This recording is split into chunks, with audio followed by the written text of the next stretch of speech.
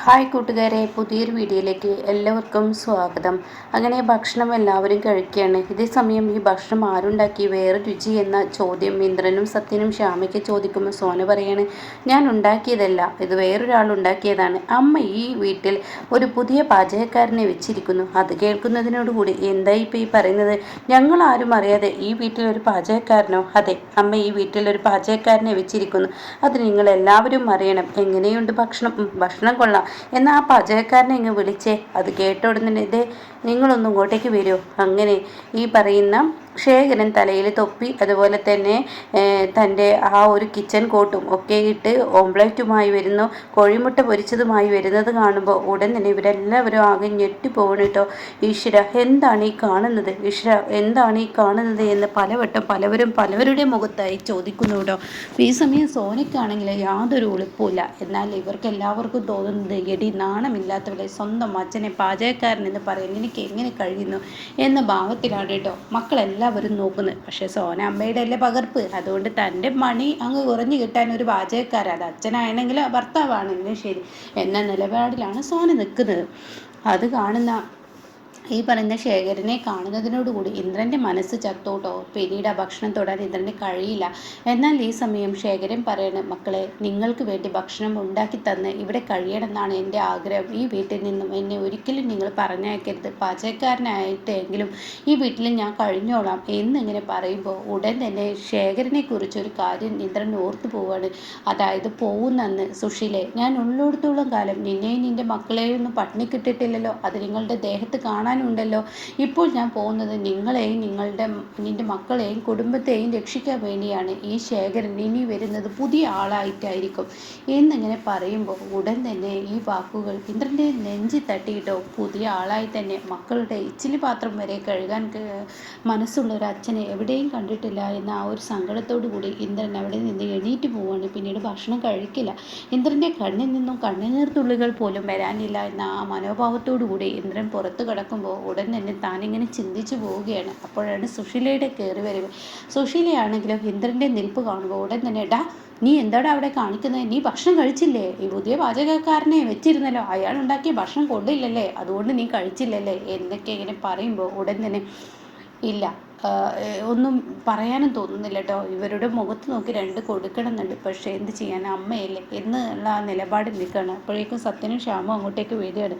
അപ്പോൾ അയാൾ ഭക്ഷണമൊന്നും ഉണ്ടാക്കിയത് ടേസ്റ്റ് ഉണ്ടായിട്ടുണ്ടാവില്ലല്ലേ എന്നിങ്ങനെ പറഞ്ഞിട്ട്, ഞാൻ അയാൾക്ക് കൊടുത്തോളാം, അങ്ങനെ വിട്ടാൽ ശരിയാവില്ലല്ലോ എന്ന് പറയുമ്പോൾ ഇന്ദ്രൻ അയാൾ പറഞ്ഞ വാക്കിനെ കുറിച്ച് ചിന്തിക്കുന്നു. അതായത് നാട് വിട്ടപ്പോൾ ഞാൻ കുറച്ചൊക്കെ ഭക്ഷണം ഉണ്ടാക്കാൻ പഠിച്ചിട്ടുണ്ട് എന്നുള്ള ആ വാക്ക് കേട്ടോ.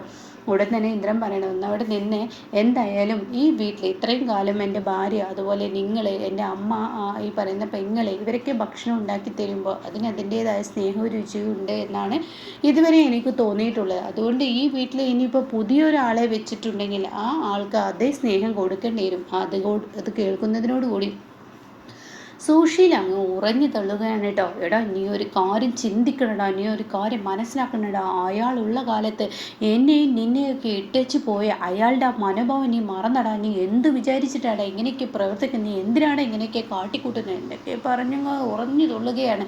അങ്ങനെ ഈ സുശീല ഒരിക്കലും സ്നേഹം കൊടുക്കാൻ അനുവദിക്കില്ല, അത് ഉറപ്പുള്ള കാര്യമാണ് എന്നൊക്കെ പറഞ്ഞു ഒച്ചയെടുക്കുമ്പോൾ ഉടൻ തന്നെ എന്തോന്ന് പറയാൻ, അവിടെ എന്ത് പറയാൻ, തനിക്കൊന്നും പറയാനില്ല എന്ന നിലപാടോടുകൂടി ഉടൻ തന്നെ നിൽക്കുകയാണ് കേട്ടോ.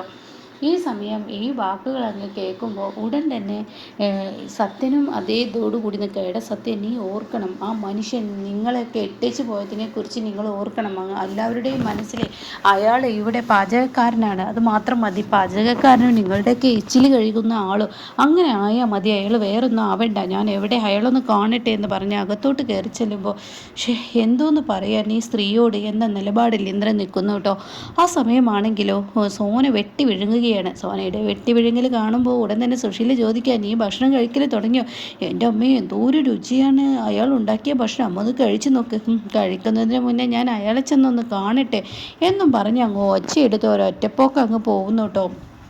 അപ്പോൾ കാണുന്ന കാഴ്ച ശേഖരൻ എന്തിനപ്പോൾ അയാൾ ഉള്ളിലിരിക്കുന്നത്, പാചകം ഉണ്ടാക്കി കഴിഞ്ഞാൽ പുറത്തിറങ്ങിക്കൂടെ, എന്തോന്ന് പ്രവൃത്തിയാണ് അയാളുടെ എന്നൊക്കെ പറഞ്ഞിട്ടാണ് കേട്ടോ സുശീല ഇറങ്ങുന്നത്. അങ്ങനെ സുശീല അങ്ങ് ഇറങ്ങുകയാണ്. ചെല്ലുമ്പോൾ കാണുന്ന കാഴ്ച അടുക്കളയിലിരുന്ന് ശേഖരൻ കഴിക്കുന്ന ആ ഒരു സീനാണ്. ഇത് കാണുന്നതിനോട് കൂടി സുശീല ഓഹോ, അപ്പോൾ വീട്ടിൽ പാചകം ഉണ്ടാക്കിയതിൽ കഴിഞ്ഞതിന് ശേഷം വീടിനുള്ളിൽ തന്നെ ഇരുന്ന് വെട്ടി വിഴുങ്ങാണ് അല്ലേ എന്നങ്ങ് പറയുമ്പോൾ അത് പിന്നെ അപ്പോഴേക്കും സോനയ്ക്ക് ദേഷ്യം പിടിച്ചു കേട്ടോ. സോന ദേഷ്യത്തോടു കൂടി അങ്ങോട്ടേക്ക് വരുന്നുണ്ട്. എന്തിനാ അമ്മ ഇങ്ങനെയൊക്കെ പറയുന്നത്? പിന്നെ വീടിനുള്ളിൽ അയാൾ ഞരങ്ങിന് തുടങ്ങി. ഇനിയിപ്പോൾ ഇവിടെ ഞരങ്ങി പതിയെ പതിയെ ആ ടേബിളിലോട്ടെത്തും. എന്തിനാടോ താൻ ഇവിടെ ഇരുന്ന് ഭക്ഷണം കഴിക്കുന്നത്? ആരോട് ചോദിച്ചിട്ടാണോ താൻ എടുത്ത് ഭക്ഷണം കഴിച്ചത്? അപ്പോഴേക്കും സോന പറയണേ, എന്താ അമ്മ ഇങ്ങനെയൊക്കെ പറയുന്നത്? അവരുണ്ടാക്കിയ ഭക്ഷണം അവർ കഴിച്ചോട്ടെ, ഇതൊക്കെ കുറച്ച് കൂടുതലാണ് കേട്ടോ, കുറച്ച് ക്രൂരതയായി പോകുന്നുണ്ട് കേട്ടോ എന്നൊക്കെ ഇങ്ങനെ പറയുമ്പോൾ ഉടൻ തന്നെ സുശീല പറയുന്നത്, ഒരു ക്രൂരതയില്ലടി, പെരപ്പുറം അല്ല പുത്തനച്ചി പെരപ്പുറം തൂക്കുക എന്നൊക്കെ പറഞ്ഞു കേട്ടിട്ട് അതാണ് ഇപ്പോൾ കണ്ടത്. അത്രയും എന്താണ് ആത്മാർത്ഥമായി, അതായത് അത്രയും കഷ്ടപ്പെട്ട് ഭക്ഷണം ഉണ്ടാക്കിയ ഈ രുചി നാളെ കാണത്തില്ല. അപ്പോൾ നിർത്തിയില്ലെങ്കിൽ ഇനി തലമ കയറി ഞരങ്ങും. അതുകൊണ്ട് മര്യാദക്ക് പോടോ, അവിടെ പോയിരുന്നു പുറത്ത് പോയിരുന്നു ഭക്ഷണം കഴിക്കടോ എന്നങ്ങ് പറയുമ്പോൾ ശേഖരൻ ഉമ്മറത്തൂടെ വരാൻ നിൽക്കുമ്പോഴോ, അവിടെ നിൽക്കടാ, നീ എന്തിനാടോ അങ്ങോട്ടേക്ക് പോകുന്നത്? എൻ്റെ മക്കളുടെ മനസ്സിലൊരു ഇടം പിടിക്കാൻ അവർക്കത് സംഗതി അവർക്ക് ഏൽക്കും. കാരണം നിങ്ങൾ ഉമ്മറത്ത് പോയിരുന്നു ഭക്ഷണം കഴിക്കുക, അതുകൊണ്ട് താൻ പിറകുവശത്ത് കഴിക്കടോ, ആ പിറകിൽ എവിടെയെങ്കിലും പോയി കഴിക്കടോ എന്നൊക്കെ ഇങ്ങനെ പറയുമ്പോൾ ശേഖരൻ്റെ ഇടനെഞ്ച് പൊട്ടുകയാണ് കേട്ടോ. അറിയാതെയാണെങ്കിലും ഒരു നിമിഷം തൻ്റെ കണ്ണുനീർ തുള്ളികൾ നിറഞ്ഞൊഴുകയാണ്. താൻ മക്കൾക്ക് ജന്മം നൽകിയ ആ ഒരു നന്ദി പോലും അവരിലില്ല. എത്രയോ കാലം താൻ തൻ്റെ മക്കളെയും ഭാര്യയും ഒരു പട്ടിണിക്കിടാതെ നോക്കിയിട്ടുണ്ട്. കുറച്ച് നാളുകൾ അവർക്ക് വേണ്ടി മാറി നിന്നപ്പോൾ അവർ കാണിച്ച തന്നോടുള്ള ആ ഒരു കുറിച്ച് ശേഖരൻ്റെ കണ്ണ് നിറഞ്ഞൊഴുകുകയാണ്. തൻ്റെ കണ്ണുകൾ ഇങ്ങനെ തിന്നുന്ന കൈ കൊണ്ട് തന്നെ ഇങ്ങനെ തുടച്ച് മാറ്റുകയാണ് കേട്ടോ. അങ്ങനെ നിന്ന് ശേഖരൻ ഭക്ഷണം കഴിക്കുകയാണ്. ഇതേ സമയം കാണിക്കുന്നത് അനുപമയുടെ വീട്ടിലോട്ട് ലതികയും ലംബോദരനും വരികയാണ്. അപ്പോൾ കുഞ്ഞുങ്ങളിങ്ങനെ ഓടിച്ചെന്ന് മുത്തശ്ശി എന്നൊക്കെ പറഞ്ഞ് വിളിക്കുകയാണ്. അപ്പോഴേക്കും ഭാനുമ്മ പറയണം, മക്കളെ ഓടല്ലേ. അപ്പോൾ ലതിക പറയണം, മക്കളെ ഞങ്ങൾ കൊണ്ടുപോകാനൊന്നും വന്നതല്ല ഭാനുമ്മ, പേടിക്കണ്ട, അങ്ങനെയല്ല, നിങ്ങൾ കൊണ്ടുപോകത്തൊന്നുമില്ല എന്ന് എനിക്കറിയാം. മക്കൾ ഓടുമ്പോൾ വീണ അവർക്ക് വല്ല മുറിയാവുമെന്ന് കരുതിയിട്ടാണ് ഞാൻ അങ്ങനെ പറഞ്ഞത്. ഓ ആയിക്കോട്ടെ, എന്തായാലും എൻ്റെ മകൻ നിങ്ങളോടൊക്കെ ചെയ്തത് വലിയ ക്രൂരതയാണെന്ന് അറിയാം, അതുകൊണ്ട് കൈ കൂപ്പി മാപ്പ് പറയുന്നു. എൻ്റെ മകൻ ചെയ്ത ഈ തെറ്റിന് നിങ്ങളെനിക്ക് മാപ്പ് നൽകണം എന്നൊക്കെ ഇങ്ങനെ പറയുമ്പോൾ, എന്താ ലതിക നീ ഇങ്ങനെയൊക്കെ സംസാരിക്കുന്നത്? അവൻ്റെ സ്വഭാവം എല്ലാവർക്കും അറിയാലോ, എന്നാലും അവൻ ചെയ്തത് കുറച്ച് ക്രൂരതയാണെന്ന് അറിയാം. അപ്പോഴേക്കും അനുഭവം പുറത്തു വരാണ് കേട്ടോ.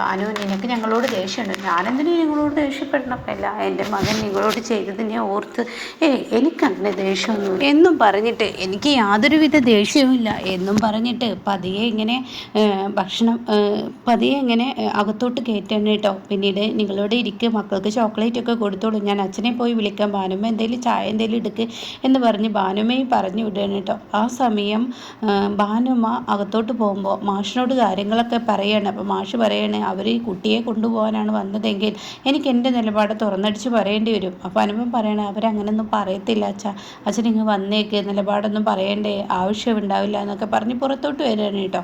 അങ്ങനെ ഈ സമയം മാഷ എങ്ങനെയുണ്ട്, മാഷിന് അസുഖം ഭേദമായതിനു ശേഷം വീട്ടിലോട്ട് വരാമെന്ന് കരുതി. ഓ ആയിക്കോട്ടെ, എങ്ങനെയുണ്ട്, കുഴപ്പമൊന്നുമില്ല, ചെറുതായി ദൈവം എന്നെ ഒന്ന് പരീക്ഷിച്ചു, അത്ര തന്നെ.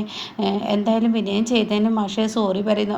വിനയൻ പിന്നെ ചെയ്ത തെറ്റ് തന്നെയെന്ന് എനിക്കറിയാം. അവന് അമ്പിളിയ കുഞ്ഞുങ്ങളെ ഏൽപ്പിച്ച് അവനങ്ങ് പോയി. അപ്പോൾ ഉടൻ തന്നെ ചിരുവില്ലാത്ത സ്ഥിതിക്ക് ചിരുവിൻ്റെ മക്കളെ നന്നായി നോക്കണേ എന്നുള്ള ആ ഒരു ഇത് തന്നെയായിരുന്നു. ഞങ്ങൾ നന്നായി നോക്കിയിരുന്നു. പക്ഷേ വിജയ് മോൻ്റെ കാര്യത്തിൽ കുറവിരുന്ന് കരുതിയാണ് അമ്പിളിയുടെ അടുത്ത് അവൻ കൊടുന്നാക്കിയത്. അതിനെക്കുറിച്ച് ഞങ്ങൾ തമ്മിൽ വഴക്കമൊക്കെ ഉണ്ടായിരുന്നു. പിന്നീട് മാഷ് ഏറ്റെടുത്തപ്പോൾ അവനൊരു സമാധാനമുണ്ടായി. എന്നാൽ ഈ സമയം മാഷ് ഹോസ്പിറ്റലായപ്പോൾ അവനെന്തോ മനസ്സിലൊരു കുറ്റബോധം തോന്നി. എന്തായാലും ഞാൻ ഹോസ്പിറ്റലായപ്പോൾ അവന് കുറ്റബോധമല്ല, അവന് ആരെങ്കിലും കുറ്റപ്പെടുത്തുമോ എന്ന തോന്നൽ കൊണ്ടാണ് അവൻ ഈ കുഞ്ഞുങ്ങളെ ഇവിടെ നിന്ന് കൊണ്ടുപോകാൻ ശ്രമിച്ചത്.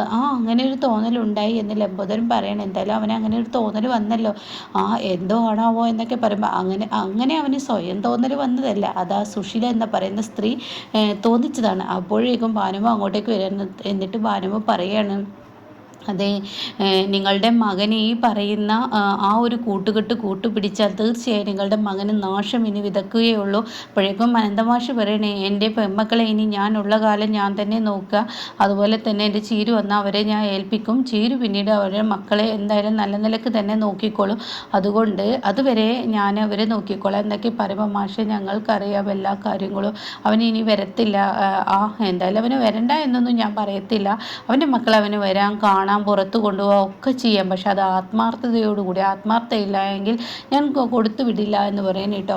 ഇതേ സമയം ബനുമ പറയാണ്, എന്തായാലും ആ സുശീലയുടെ കൂട്ടുകെട്ട് നിർത്താൻ പറഞ്ഞേക്കെ എന്നിങ്ങനെ പറയുമ്പോൾ, ഇല്ല ബനുമ, ഞാനത് പറയാനൊന്നും പോകത്തില്ല, കണ്ടറിയാത്തവർ കൊണ്ടറിയുമ്പോഴേ പഠിക്കത്തുള്ളൂ എന്നൊക്കെ ഇങ്ങനെ പറയാൻ കേട്ടോ. അപ്പോൾ ഇങ്ങനെയൊക്കെയുള്ളൊരു എപ്പിസോഡാണ് ഇപ്പോൾ ലാസ്റ്റ് വന്നിരിക്കുന്നത്.